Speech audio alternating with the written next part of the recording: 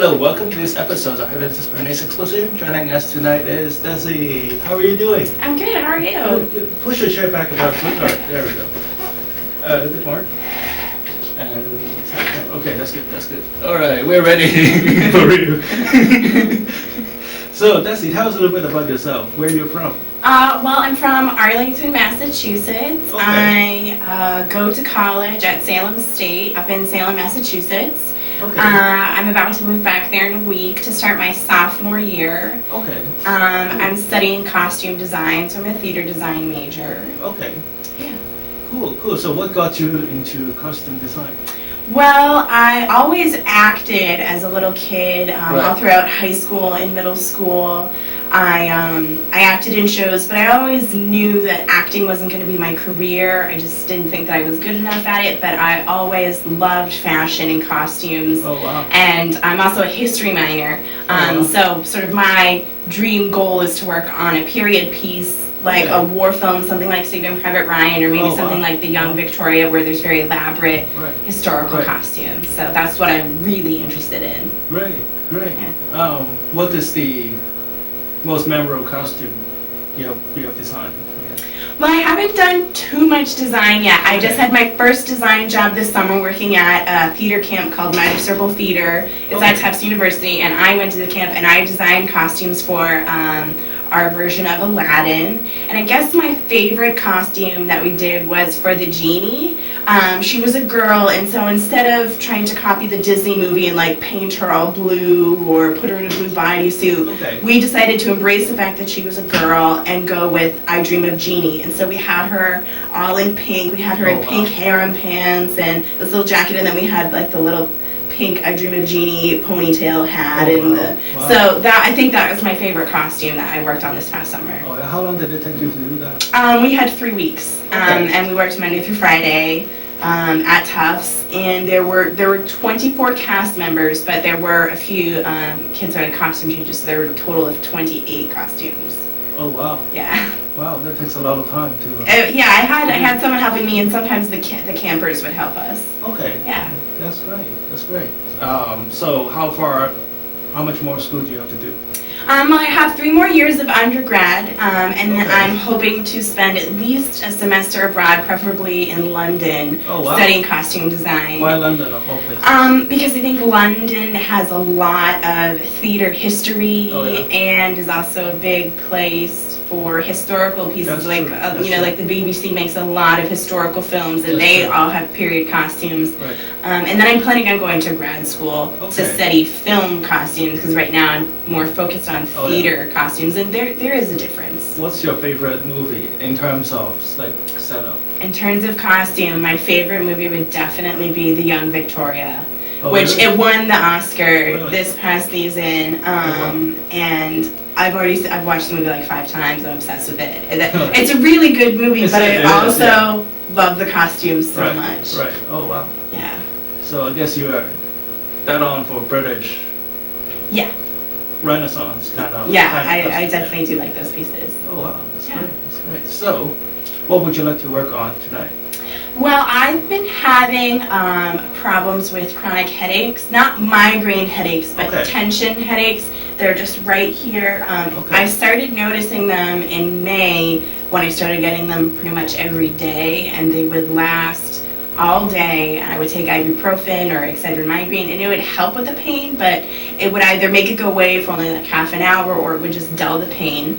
So then I went and saw a neurosurgeon who talked to me about my medical history and stuff. I had a brain MRI done. They said that there was nothing negative that showed up on the scan, so they don't know why I'm having these headaches. So for the moment, they're just prescribing me a prescription called Furosset that I take once I do get a headache, and sometimes it helps, but on Thursday, this past Thursday, I had a headache. I went to sleep with a headache, and then woke up the next morning with a headache, and it just went away yesterday. So I had a headache for like 4 days straight. So, I mean, I am getting some pain relief from the medication, but it's still a problem. So, as mentioned before, when we had this discussion at Starbucks, I'm not an MD, so I cannot advise you on your personal physiology, nor could I talk to you about, your medication. I cannot diagnose or advise a medical treatment. But what we can do here is to help you alleviate a lot of stress, clear up your mind, relieve some of the, I guess, that energy. That would be greatly appreciated. Yeah. I just wanted to talk to you a bit more. Okay. So, at the cause or at the time where these headaches, as you call it, started, what kind of life events are going on? Well, in May, I pretty much noticed them after I had finished school, so it wasn't like it was brought on by, studying for finals or being really stressed out. It was like I had just finished school, so I wasn't having a lot of stress. I was just hanging out at home, so I didn't understand why I was getting these headaches. I didn't feel like there was anything going on, really. Okay. Like stressful, or I was just sort of being really laid back and enjoying my summer vacation. Okay. Well, it may not happen point to point, right? It's not necessarily cause and effect immediately, right? Also, it could be that when you're really stressed, you're, but not too stressed, but like have an optimum amount of stress, your body's immune system is on hyperdrive, I guess. Right. That is like a protection kind of mechanism. A lot of people would find that it's kind of like sport injury, right? When you're playing a game and you're really into the game and you really need to score, you don't really notice that, some minor injury like breaking a toe or something. But when you stop playing the game, your body relaxes and the pain really comes on, You get what I'm saying? Yes. So it could be a residual of something that had happened. Yeah, I didn't think not of too that long way, but ago. it makes sense. Yeah. So let's go back to something more recent, right? Okay. Now you don't have to tell me anything private. What kind of life circumstances were surrounding the last time you have an onset of headache? Well, my mom went away on a trip, and so we have a dog, and he cannot yet be trusted to be left alone at home. Okay. He's still not there yet, Okay. and so I was dog sitting. Okay. She had just left, and so I guess I was sort of tied down with my dog duties and having to take care of him, always Okay. having to be there when he needed to be fed and making sure that he gets taken out every few hours. So Okay. I had just finished my summer job, so I was sort of coming off of that, but I guess I did have these sort of new responsibilities going on. So you never had this headache before May, right? Is that- I'd have like a headache before May, but it was never anything to pay attention to, just like, oh, I have a headache today. It was never a chronic issue, but definitely in May is when it became a chronic issue and something where Okay. I felt like I needed to talk to a doctor about it. Okay. What kind of summer job were you? I was working at the kids' theater camp doing the costumes. And on a scale of 1 to 10, how would you rate stress or exhaustion level?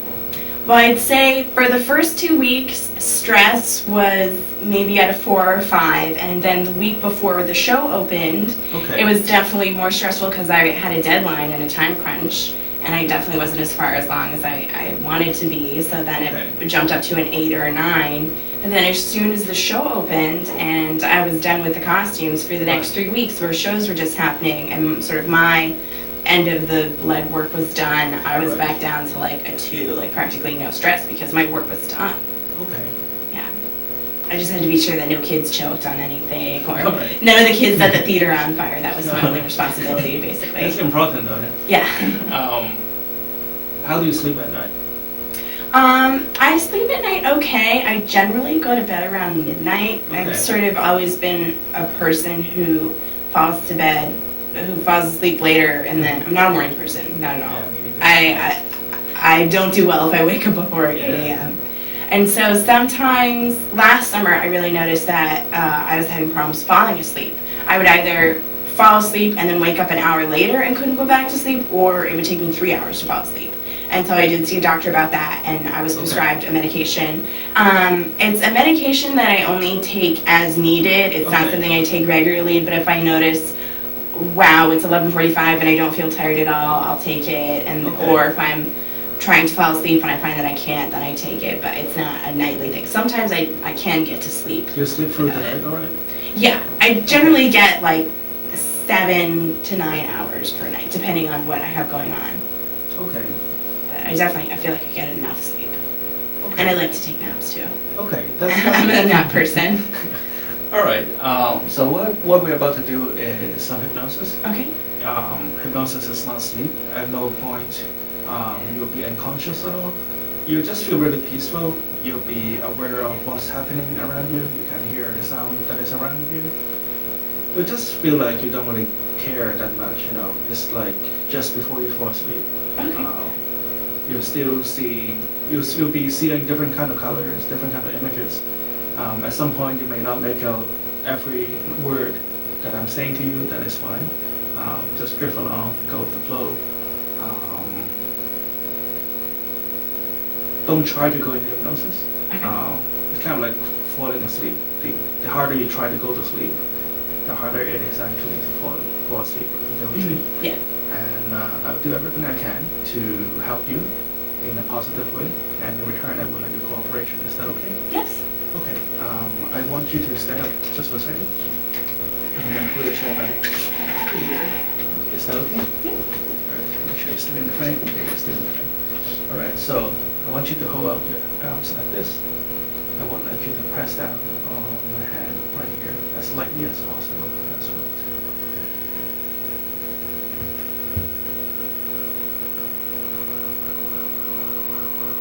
Lighten.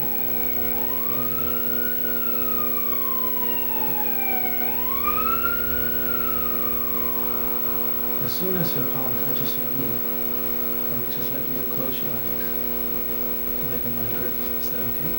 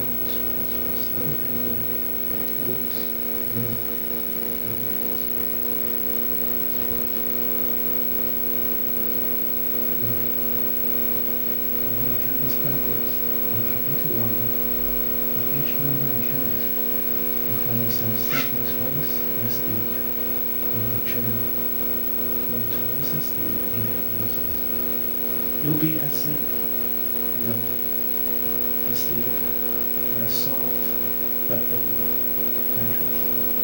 With each number I count, you find your body sinking twice as deep in the softness of this bed. 20. Feel the back of your spine against the soft, velvety sheet. Softness mattress. It's like your entire body. Feels like home. Let that go. 19. Let go. 18. 17. 16.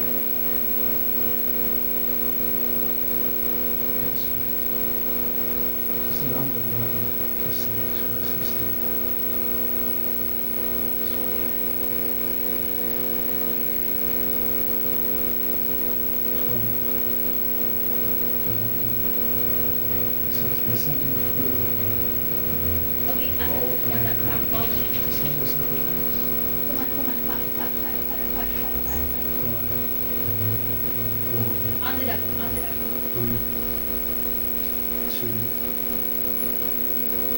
1.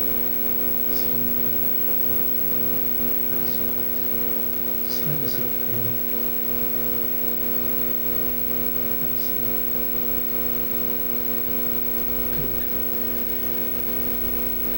And with the count of 3, I would like you to open your eyes. Whenever I say the word sleep now, you find your eyelids just slowly becoming heavy. You feel a wave of sleepiness and relaxation to drift through your mind and your body. When I say the word sleep now, you close your eyes and go twice as deep into hypnosis, feeling twice as peaceful, twice as relaxed. 1, 2, 3, eyes open. How are you doing? Good. How do you feel? Relaxed. Look up here. How are you? You feeling relaxed? Yes. How did it feel as you were going into hypnosis?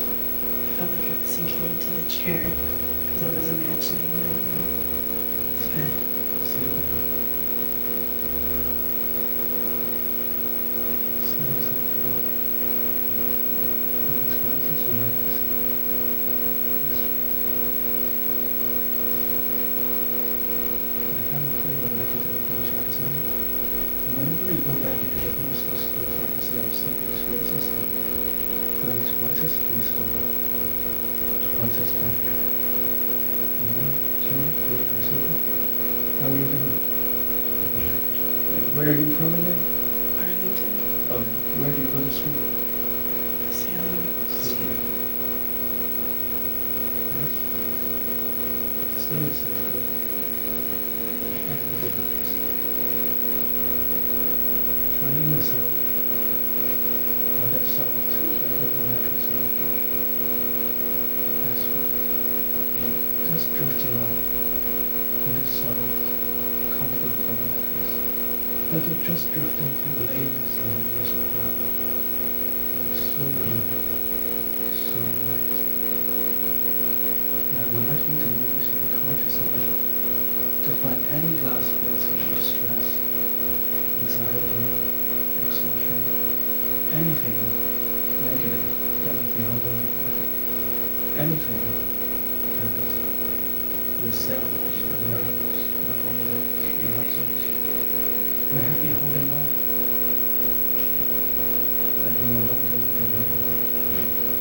Just release them. Release all the tension. Release all the stress. Release all the anxiety into the universe. Back into the atmosphere. That's right. As you do so, you feel all the nerves becoming more relaxed. You feel the shoulders becoming more relaxed. You feel the center of the body, the stomach, the kidney, your liver. There's any knot that can tied up anywhere in your body. Just let it go. Let it go, let it go. That's right. Now in turn, I would like you to imagine a ray of white light, a ray of healing light, a ray of soothing, relaxing light. Just flows from the top of your head to the tip of your finger, through the body, to the tip of your toes. Feel this warm, healing light, filling you up on all parts of your body.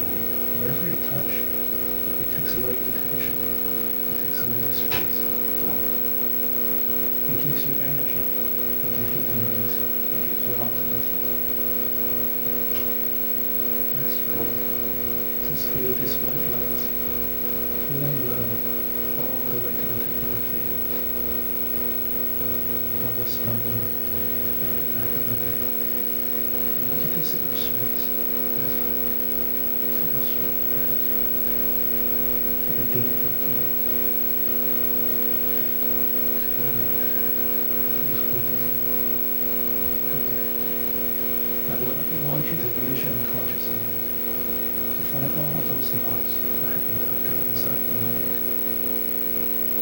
Just use the unconscious mind and gently untie those knots. And let go of all the tension that is holding you back. Any stress that has been related to either school or work or life that may have helped you in the past, but that it is no longer a part of you. Let them go. Thank them and let them go. Let them dissipate into the universe right now. And I want you to imagine a pair of fingers on the temple, on the soft palm, on your forehead. Just massages those palms. Feel the warmth of these magical fingers. Feel the warmth of this magical palm. Taking away all the stress. Just feel those points, those pressure points around the head. Being gentle massage and soothe. And tie all the knots. And doing all the tension. And even if you can feel the cheek muscles basically relaxing. That's how it starts. Just feel slowly relaxing. You can feel your jaws just drop. That's right. And if there's any tension on your eyelids and on your nose, under your eyebrows, and especially on your forehead, you can just let that go.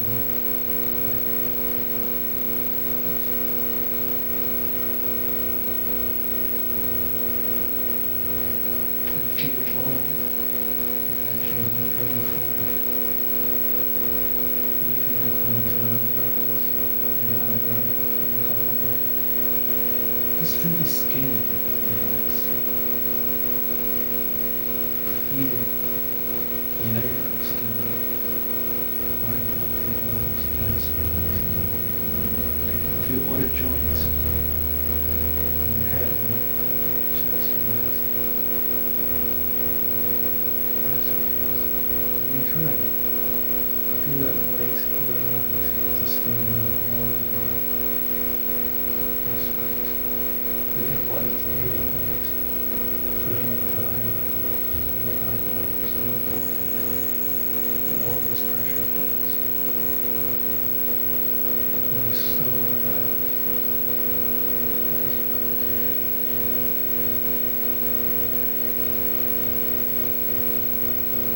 And even long after this session, you feel the effect of this relaxation continuously working through you.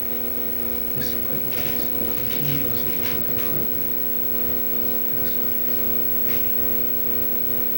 You feel as if you're a hypnotist. Wherever you go, putting yourself in hypnosis. Relaxing, soothing your nerves, soothing your muscles. And we count on 1 to 10. When I reach number 10, that's it. I'm going to come back to this room feeling great, fully energized, fully alive. 1, 2, 3, 4, 5, 6, 7. Whenever you're ready, please. 9, 8, deep breath in.